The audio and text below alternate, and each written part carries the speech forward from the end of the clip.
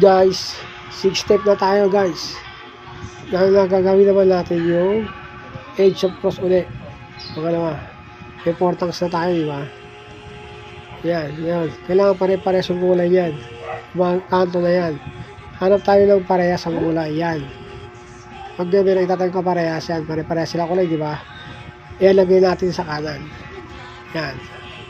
Top left, right up, top right, left up, top left, right down, top right, left down. Yan, titingnan natin kung magkakaparehas na sila. Hindi pa. Ulitin natin ulit. Top left, right up, top right, left up, top left, right down, top right, left down. Yan, magkakakulay na sila.